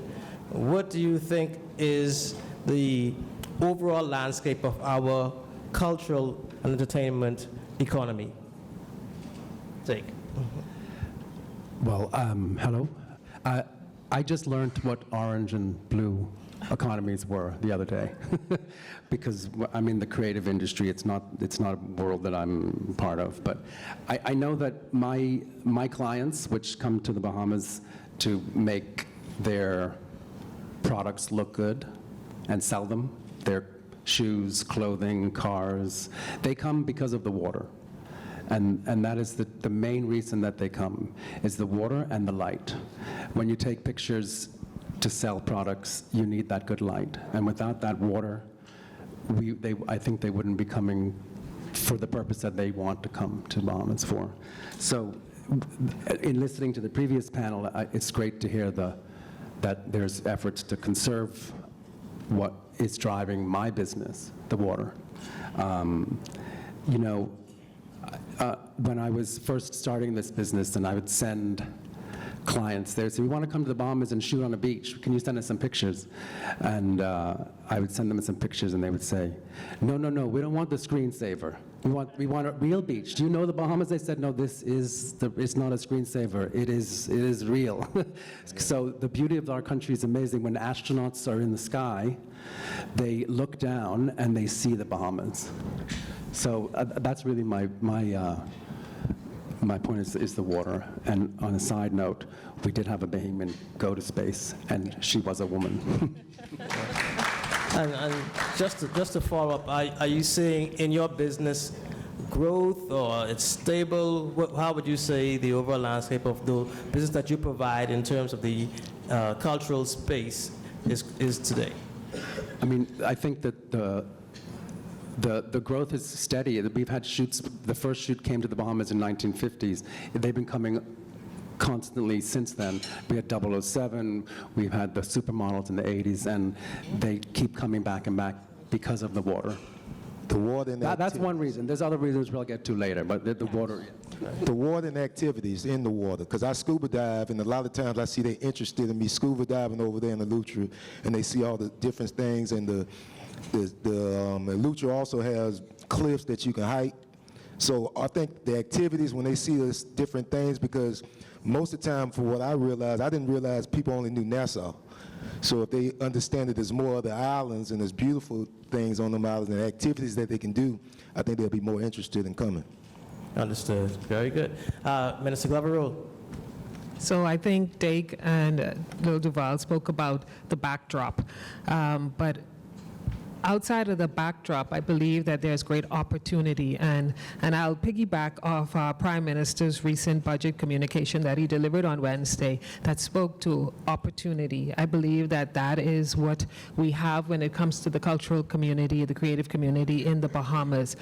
Yesterday, our Director of Investments said that one challenge we have in the Bahamas is we need more beds for our heads, and that's a great challenge to have.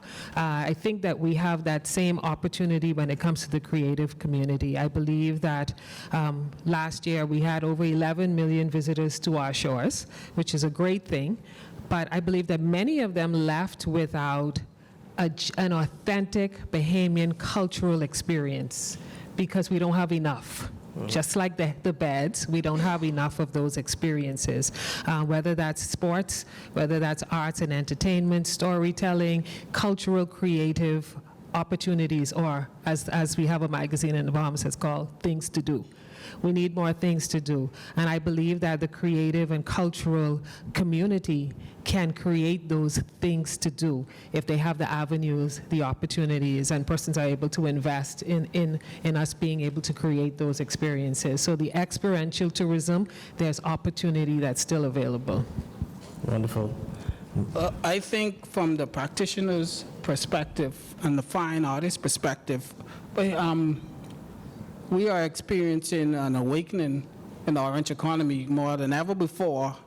Bahamian artists are finding global ways to export their works.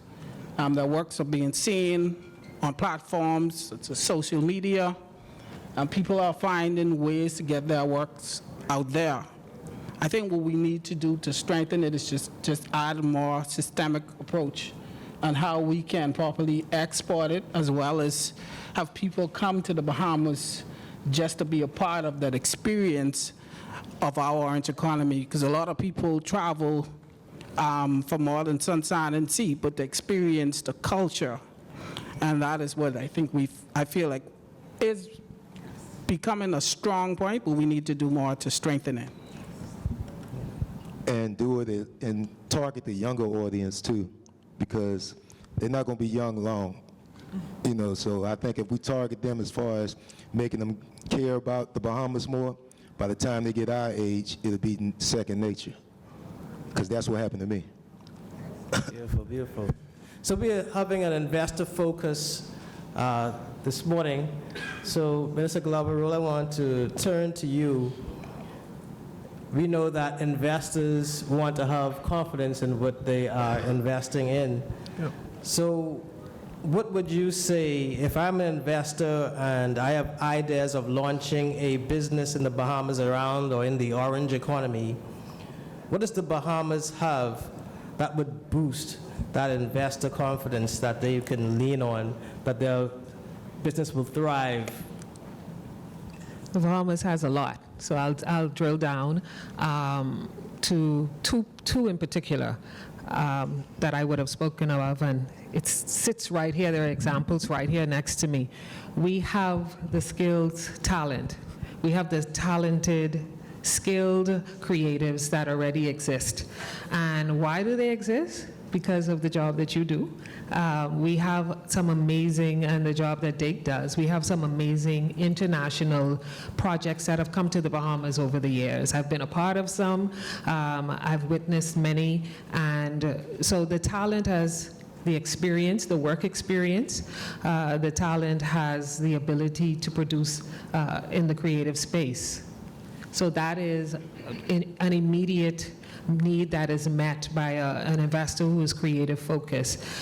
Another very important aspect, I believe, is, and it was a resounding theme yesterday, sound legal framework. Very important. In the creative space, I want to know that when I produce, that my innovation is protected. So the Bahamas, right? So the Bahamas is leading the charge. First of all, our Attorney General has led the Bahamas into signing 5 WIPO treaties that speak to intellectual property. We've revitalized a dormant BAIPO, which is the Bahamas Intellectual Property Office, and in signing those 5 treaties, it places us regionally in a very strong position, in fact, as a leader in terms of intellectual property protection. Additionally, in the coming months, actually, we will sign another 5 treaties that now will position us head-to-head on the same level with our international counterparts. That is sometimes understated, but very important aspect of the creative space. Intellectual property protections, trademarks, and of course monetization, because everybody needs to be paid, right? I don't need to get paid for mine. I don't get paid for mine. I really do mine for the community, because I started, it wasn't no money in social media and stuff, but I also knew my money was in people. So my wealth is in people too. So that's how I always looked at it. So I never seen it as money-wise. But now that it became that, I feel like the next generation should capitalize off of it. So everything that she's saying is important for the next generation. Because I'm like Grandmaster Flash of hip hop. They didn't make no money, but the next generation will. You know what I'm saying? So You paved the way. yeah, I paved the way. You know what I'm saying? So hopefully they care when I get old, you know. So let's stick with that skill, the skills building. As we heard from Minister Alcides today, that there are specific things happening to build the human resources, to build the skills of our creatives. Minister Glover, why don't you take off from there and tell us a bit more about what's going on, and then I want to come to you shortly after that, Duval, because I know mentorship is a big thing for you. I'm very excited to talk about what's going on in the creative space in the Bahamas. And when I talk about my positioning as a policymaker, we are, the Bahamas government is so pleased to be able to build from a foundational level. First of all, we are enhancing our curriculum in our primary and secondary schools by ensuring that there's an injection of culture in our curriculum. That's Rake and Scrape, that's Junkanoo, that's ensuring that the arts are very culturally focused. So we're starting at foundation level. And that is a segue into our brand new National Creative Arts Training Facility at a tertiary level. And we're very excited about that. And that is CAPAS, which is a Creative and Performing Arts School, which will provide free tertiary level education up to a bachelor's degree level for Bahamian students who are interested in working in the creative space. And this isn't for creatives who are this is for creatives who are already in the industry and they want to hone, enhance their skills to prepare for all of the great opportunities that are ahead. But for those who had to get the creatives coming in my time that we wanted to work in a creative space, but there weren't real jobs in the creative space that could actually pay the bills. So now we are able to show from a value chain perspective that we prepare you, and in that preparation, we begin to build the industry. So CAPAS focuses on not only the creative arts in terms of acting, singing, dancing. We also will be focused on production. So those persons who work in lighting, cinematography, directing, writing, and then the production space with the set and costume design. So this is a full-scale, all facets covered, tertiary level institute that the Bahamas is looking to, in a matter of weeks. We had auditions over the past 2 weekends, in fact, launch.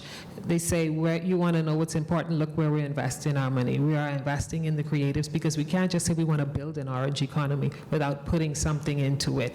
And we are making tangible efforts to ensure that we have quality training and education that surrounds our creative economy in partnerships with synergies with. Right now, we have a partnership with one of the top 3 global talent agencies that's based right here in New York, United Talent Agency, that's building in terms of, that's assisting us in terms of the human resource component, teaching, providing lecturers, and helping with our curriculum. So the possibilities are endless because now we've created a space where we are ensuring that quality, world-class level education is being provided to our talent in the country. Wonderful. I just want to add to that, that it's important to add a business acumen to your creative talent. I think that's what a lot of creatives have lacked. And when you acquire those skills that could help you to become a business person, those are some of the tricks that I've used that differentiated me from all the other artists and helped me to become successful. Sure, I mean, I could draw well and okay, but a big thing that helped me to get to the next level was adding a business acumen. So CAPAS is a great catalyst for that, and I commend the country on implementing that. I agree, because when we think about the creative space, we don't always only think about the persons that are in front of the camera. Yeah. Let's think about the persons in the back, production accountants, location managers. We need to make sure that we have those persons that are able to facilitate the needs when these large productions like what Dake brings into the country, so that they don't have to import talent to assist with productions. I was in the business, so I understand. We now have Bahamians who are able to facilitate even the back of house or the affiliate services because we'll train them at the CAPAS. Yeah, it's everything, you know, how you look. You see, like, I'm not just dressed as sexy, just all of this is a part of the whole package. You know, I'm not just an artist, but I'm a business person. And, you know, quite often, the person who someone sees, people more inclined to work with someone who looks the part. If I'm in a meeting with a client who was a lawyer, I'm on that same playing field as you are. I'm not at a lower level because I'm a practitioner of the orange economy. If it's somebody on the higher level, it's me. I'm the person who have the creative capacity here. And so if we think like that, and if we get all of the practitioners to think like that, the orange economy will be on the next level. Great. I think there's more to be said there, for sure. So both Ambassador Roll and Duval, what is the role in mentorship in this? What is the role of people with the experience also bring others to the table? There may be investors out there that may have a role to play in this creative arts and performing arts school. What role do you see yourself and the corporate world playing in it? Well, my role is being me. That's what I've been able to be. Like, I've learned that people don't listen, they follow. So I just give them something to follow. And that's pretty much my blueprint. And it's been working. Like, I don't have to, like some people have to wear suits and stuff like that there. I could be me, and they just follow it. So all I got to do is just keep being me, and they just do it. It's really that simple. Like, we all have stuff that we saw. it's really that simple. Like all the stuff that we saw, so I learned that and applied that to what I do with my entertainment. And next thing I know, it's a bunch of little Duvals out here. And but it's benefiting for them though, because I don't do it for my own personal gain. I try to implement stuff that, like if I want them to act more Bahamian, I might put a little Bahamian swag in it, and then next thing I know, they acting like that. And so if I want them to help us, I go help the kids in my little area, and next thing I know, they helping the kids in their settlement and in their settlement. You see what I'm saying? So I try to be the change that I want to see and try to do stuff that I think will help them, it will help us as far as Bahamians, and then and internally it makes the next generation do, or make the next person do the same thing. Yeah, well, what I do is I go into the urban communities where I came from, because quite often people may see me interact with a lot of celebrities. They see me sitting next to Lil Duval and Pierre Glover, or they think I'm some big time person that's out of touch. But I like to let them know that I sat in the seats that went to the school you went to. I got water from the same pump for me to bathe. Wow, but I had a hot shower this morning. But I used to have plenty cold baths, and I let them know that I'm a person you can feel, see, and touch, and I could help you navigate. Just like, you know, how I did. I didn't have a lot of mentors, a lot of people to help me. One of my mentors here, Ronnie Duncombe, he's mentoring a lot of young kids now. And, you know, let's applaud Ronnie Duncombe for giving young kids an opportunity. Yes.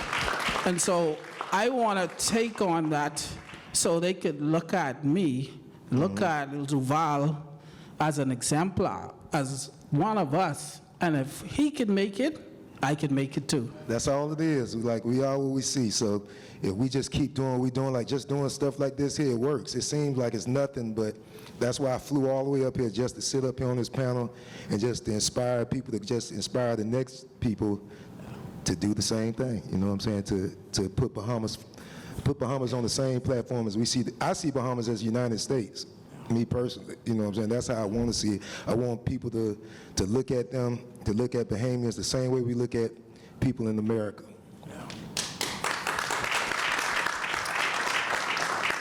Let's turn Ambassador. And one more thing too, because it's on my head.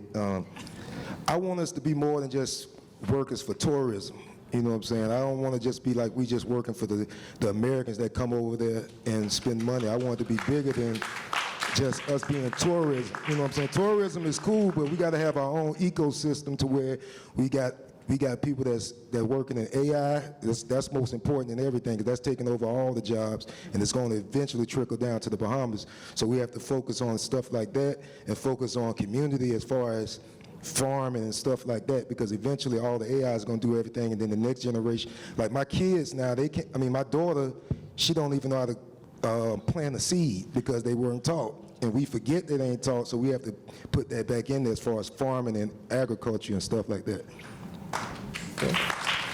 Let's turn quickly to something I know that you've been passionate about, Ambassador Roll, using the fine arts and other aspects of Bahamian culture to build festivals.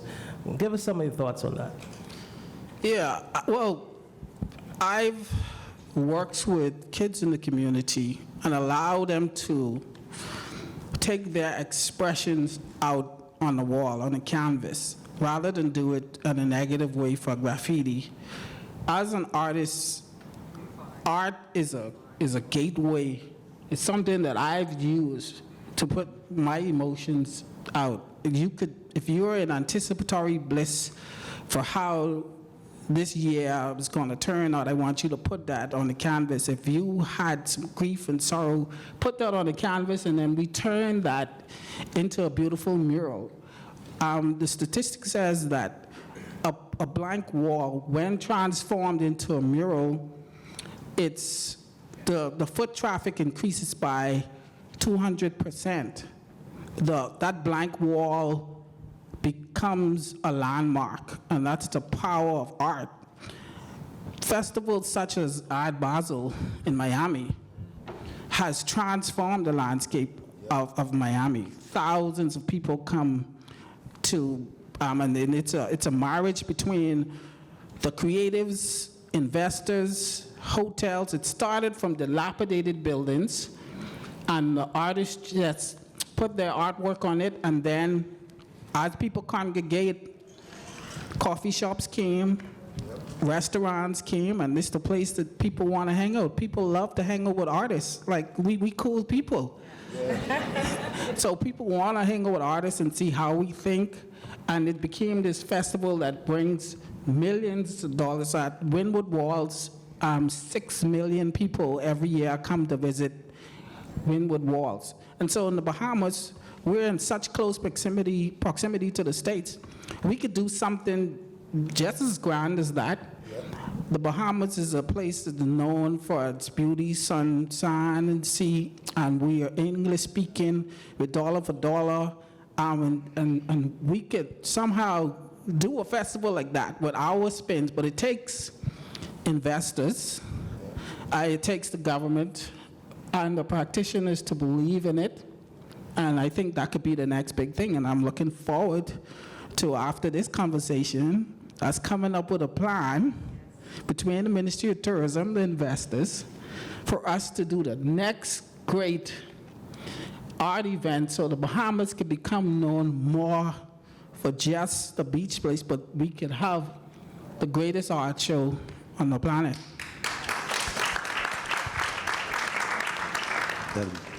Great. That would be dope. So you think that there is room for more festivals in the Bahamas and for partners to come in, not just with resorts, but the wider communities to build more and better festivals? Yeah, there definitely is. One of the things that was a negative thing on Netflix, I watched the Fire Festival, Fire Festival thing.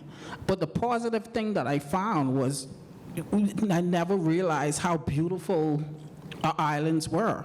Like, that was the greatest festival it never had, but if had that happened, that would have been Actually, festival. The funny thing, I was living in Exuma at the time, and this was when Ja Rule was doing it, and he was talking about bringing it over, and I was like, how you gonna do that, bring this many people, and it hasn't been built yet?